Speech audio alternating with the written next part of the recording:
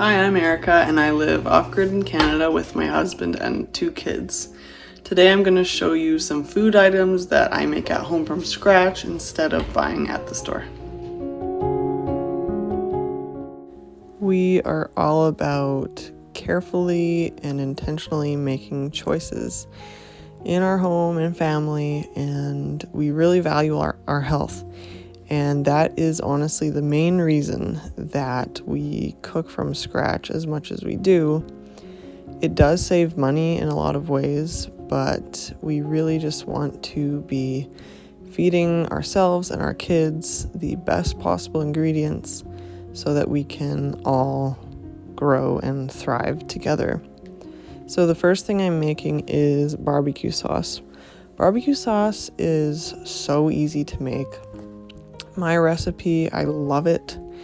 It's very low sugar and you can find it on my website. I'll link it down below. But it's so simple. You just put all your ingredients into a pot, use an immersion blender, or if you don't have an immersion blender, you could, of course, blend it in a blender or food processor, then transfer it to a pot. Then you simmer it for 20 to 30 minutes until the thickness is to your liking. And then you're done. And what I love about this is you can so easily freeze it.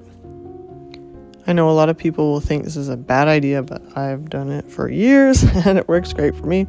So it might work great for you. But I just put all my barbecue sauce in a jar, and this recipe, it thaws really fast, even at room temperature. So when I'm planning to use the barbecue sauce for a meal, take it out maybe an hour before, sometimes 4 or 5 hours before if I think about it. Let it sit on the counter. Then I will scoop out what I need for the recipe and throw it back in the freezer. And I do that probably 4 or 5 times until it's all gone. And it always tastes great. The texture doesn't get weird. So I highly recommend that. It makes it really convenient to make your own barbecue sauce because you can just have it in the freezer. It's almost as convenient as just having that bottle of barbecue sauce ready for you in the fridge, but it's way healthier. So the main ingredient is ketchup, and I always opt for an organic ketchup that is sweetened with cane sugar and definitely has less sugar than regular ketchup. Definitely want to avoid any ketchups that are sweetened with high fructose corn syrup. It's not good. I do want to experiment with just using tomato sauce and maybe a little coconut sugar or cane sugar, but I will be doing that in the future. For now, I'll just use the highest quality ketchup I can. And the other ingredients are apple cider vinegar, an onion, a couple garlic cloves, blackstrap molasses, chili powder, Worcestershire sauce, if I said that right, Dijon mustard, pepper, some liquid smoke, and olive oil or melted butter. And I'd say this barbecue sauce is tangy, it's nice and smoky, which I love, and it's just subtly sweet, not over the top. Just a fabulous barbecue sauce to use on ribs, in pulled pork, however you love to use barbecue sauce. This is a great one. So I used this evening on some pork ribs that were delicious. I have a recipe for this on my blog as well. I'll link it below too. You just use a dry rub on the ribs and cook that covered in the oven for a couple hours at a low temperature. Then you smear on your barbecue sauce and cook it for another 30 minutes. And it just caramelizes a little bit and is such a yummy topping on the ribs.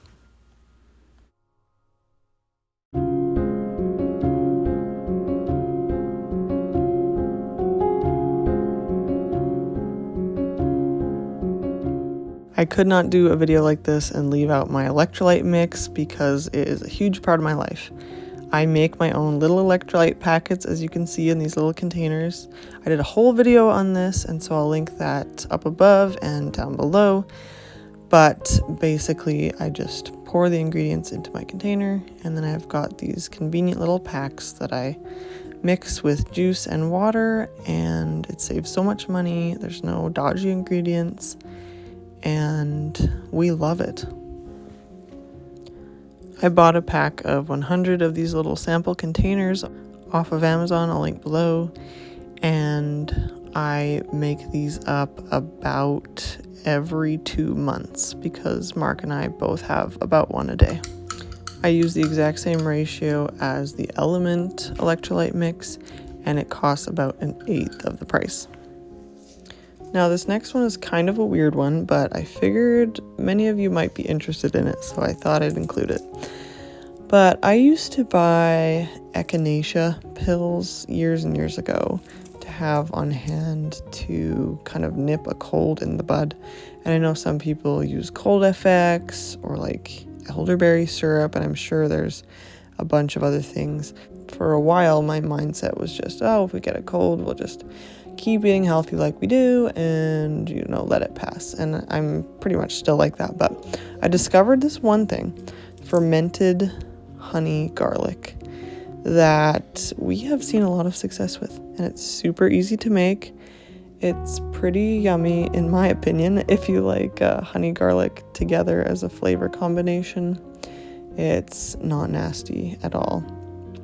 So what you do is you peel a bunch of garlic cloves, and I cut off the ends as well, put them in a jar, and then you fill the jar with honey. And then every day your job is to mix it around and make sure that all the garlic cloves get fully covered in honey. Just every day you're doing that. And it takes about a month. The honey will really liquefy and the garlic cloves will just soak in that honey and turn really, really dark. And what we have found is if we take some right when we feel a cold coming on, it does seem to make it go away, probably about 80% of the time, which is great. So because I love the taste, I just eat a whole garlic clove when I take it. Mark doesn't like it very much, so he just takes a spoonful of the honey, which still does taste slightly garlicky, but he enjoys that better than the straight garlic clove. During this process, they will float to the top until that month is up. So don't worry about it, just give them a good mix and make sure they get a little coating of honey.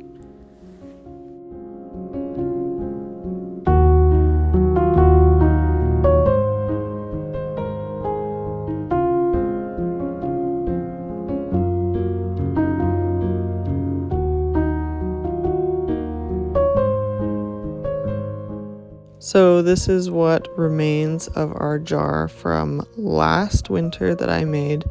You can see how dark it is. You can see how liquid that honey is and how dark the garlic cloves are. So we're still using this and we'll use it up before we start the new batch.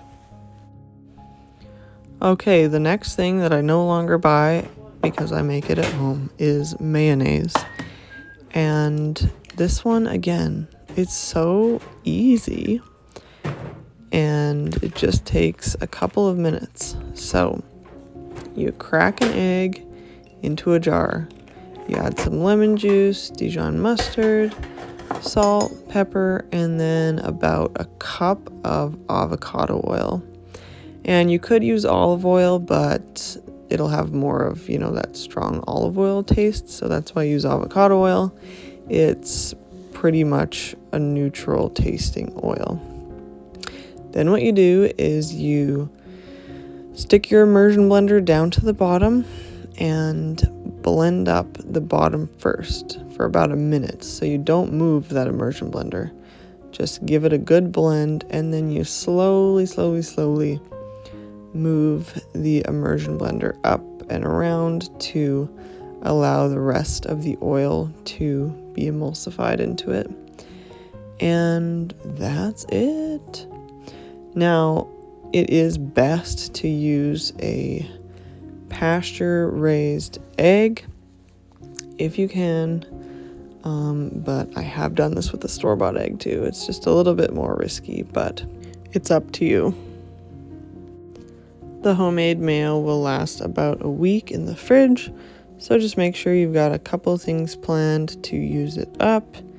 We like it with sandwiches. We're gonna make some tuna salad. That's why I made it on this day. And you can use it in salad dressings or deviled eggs, potato salad. There's a lot of options. Sandwiches, of course, are the best, in my opinion. I used Lisa from Farmhouse on Boone's recipe, and I'll link that below. So this isn't cheaper than buying the cheapest mayo at the grocery store, but it is cheaper than buying a seed oil-free mayonnaise from the grocery store. About 95% of the time, we just eat leftovers for lunch. I love to make huge amounts at dinner so I can freeze some for later and also have leftovers the next day. But sometimes it doesn't work out, and so I need to make something else. So one of my go-tos is tuna salad with this homemade mayo. I just keep some cans of tuna on hand, and I keep the ingredients for the mayo on hand, and I can whip that up really quick. Thanks so much for watching. I hope this was helpful to you. Again, I'll leave all the recipes and resources linked down below. I make a new video every week on our intentional homemaking and homesteading at our off-grid cabin. And so I'd love it if you would subscribe, and I will see you in the next video. Bye.